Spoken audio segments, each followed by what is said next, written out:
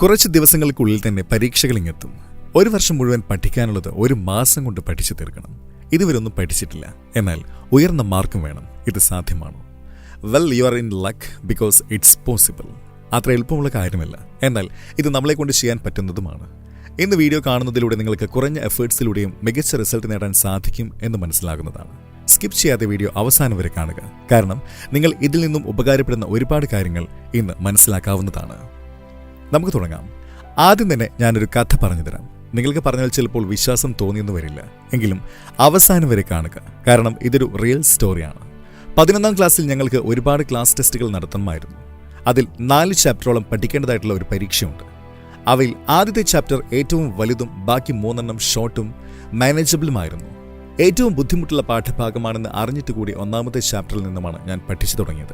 കാരണം 80% syllabus cover ചെയ്യുന്ന ഈ പാഠഭാഗത്ത് നിന്നും എന്തായാലും ചോദ്യങ്ങൾ ചോദിക്കും എന്ന കാര്യം ഉറപ്പായിരുന്നു.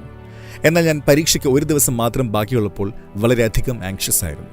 കാരണം പഠിക്കാനുള്ള സമയം മുഴുവൻ ഞാൻ 1ാമത്തെ ചാപ്റ്ററിനാണ് നൽകിയത്. മൊത്തത്തിൽ 4 പാഠഭാഗങ്ങളിൽ 1.5 ചാപ്റ്റർ മാത്രമാണ് എനിക്ക് പഠിക്കാൻ സാധിച്ചത്. ഇനി ഒരൊറ്റ ദിവസം കൊണ്ട് എങ്ങനെയാണ് ബാക്കിയുള്ള എല്ലാ പാഠഭാഗങ്ങളും പഠിച്ചു തീർക്കുക എന്ന് ചിന്തിച്ച് ഞാൻ പേടിച്ചു പോയിരുന്നു. ഇച്ചിരി മനസ്സമാധാനം കിട്ടാൻ വേണ്ടിയിട്ട് മറ്റുള്ളവരോടുകൂടി കാര്യങ്ങൾ അന്വേഷിച്ചു. സുഹൃത്തുക്കളെല്ലാവരും 4 പാഠഭാഗങ്ങളും പഠിച്ചു തീർത്തു എന്നാണ് പറഞ്ഞത്. ഇത് കേട്ട് എനിക്ക് ഞെട്ടലാണുണ്ടായത്.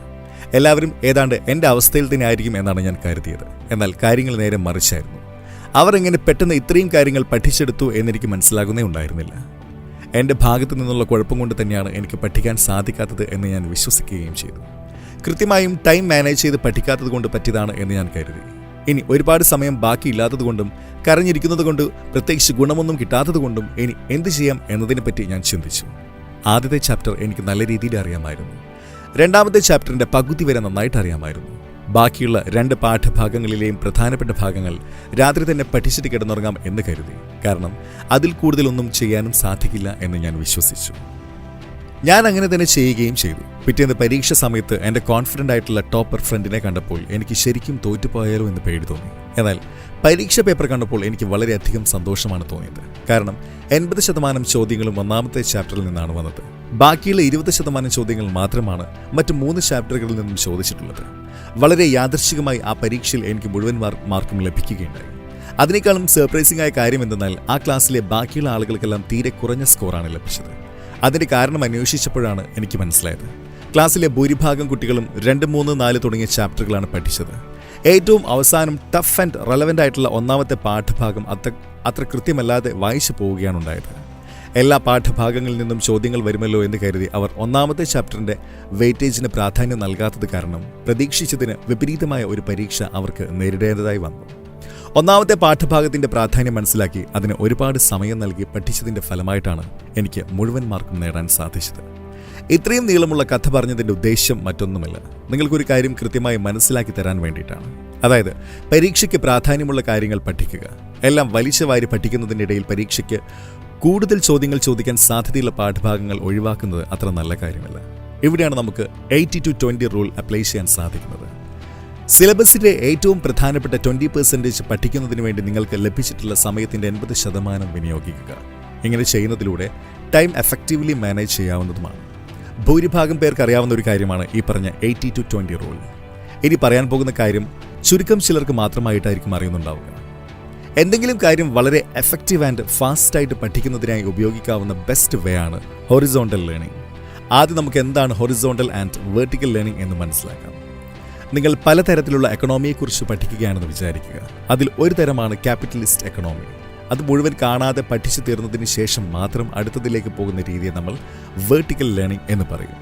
ഇവിടെ ആളുകൾ ഒരേ ഒരു ടോപ്പിക്കുമായി ബന്ധപ്പെടുത്തി കാര്യങ്ങൾ ആഴത്തിൽ മനസ്സിലാക്കാൻ ശ്രമിക്കുകയാണ് ചെയ്യുന്നത്. അതിൽ മാത്രം ശ്രദ്ധ കേന്ദ്രീകരിച്ച് ഒരുപാട് സമയം ഇൻവെസ്റ്റും ചെയ്യും. അനാവശ്യമായി കാട് കയറി പഠിക്കുന്ന രീതിയാണിത്. എന്നാൽ ഹൊറിസോണ്ടൽ ലേണിംഗ് വ്യത്യസ്തമാണ്. ഇതിൽ എല്ലാത്തരം എക്കണോമിയെയും ഒരേ സമയം കമ്പയർ ചെയ്തായിരിക്കും പഠിക്കുക. ഇവിടെ വ്യത്യസ്ത കാര്യങ്ങളെ പരസ്പരം കൂട്ടിയിണക്കിയായിരിക്കും നിങ്ങൾ പഠിക്കുന്നത്.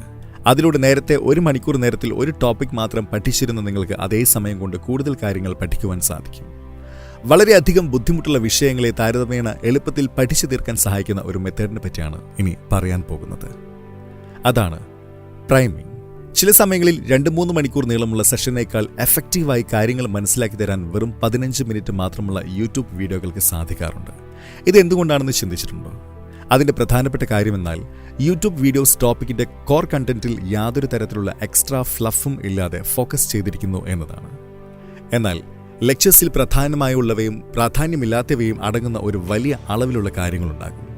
ഈ ഒരു പ്രശ്നം നേരിടാതെ ഇരിക്കുന്നതിന് വേണ്ടി നിങ്ങൾ ചെയ്യേണ്ട കാര്യമെന്നാൽ ആദ്യം ബിഗ് പിക്ചർ എന്താണെന്ന് മനസ്സിലാക്കുക. അതായത് മെയിൻ കോണ്ടന്റിൻ്റെ ഫ്രെയിം വർക്ക് മനസ്സിലാക്കുക. ഇതിനെയാണ് പ്രൈമിംഗ് എന്ന് പറയുന്നത്. ഇതിലൂടെ വാസ്തവത്തിൽ നിങ്ങൾ നിങ്ങളുടെ ബ്രെയിന് ഒരു പ്രിവ്യൂ നൽകുകയാണ് ചെയ്യുന്നത്. ഇങ്ങനെ ചെയ്യുന്നതിലൂടെ ഒരു വിഷയത്തെപ്പറ്റി നിങ്ങൾ കൂടുതൽ പഠിക്കുമ്പോൾ നിങ്ങൾക്ക് കാര്യങ്ങളെപ്പറ്റി ചെറിയ ധാരണയുള്ള ഒരു ഫീലിംഗ് ഉണ്ടാകും. അതുകൊണ്ട് തന്നെ കോംപ്ലക്സ് ടോപ്പിക്സ് പഠിക്കുന്നതിന് മുന്നേ പ്രൈമിംഗ് ചെയ്യുക. അതിലൂടെ നിങ്ങൾക്ക് ഇമ്പോർട്ടൻറ്റ് കോൺസെപ്റ്റ്സ് ഏതൊക്കെയാണെന്ന് മനസ്സിലാക്കാവുന്നതാണ്. ഈ രീതി പിന്തുടരുന്നതിലൂടെ വളരെ ബുദ്ധിമുട്ടുള്ള പാഠഭാഗമാണെങ്കിൽ പോലും നിങ്ങൾക്ക് എളുപ്പം പഠിച്ചു തീർക്കാൻ സാധിക്കുന്നതാണ്. വീഡിയോ ഇഷ്ടമായെന്ന് കരുതുന്നു.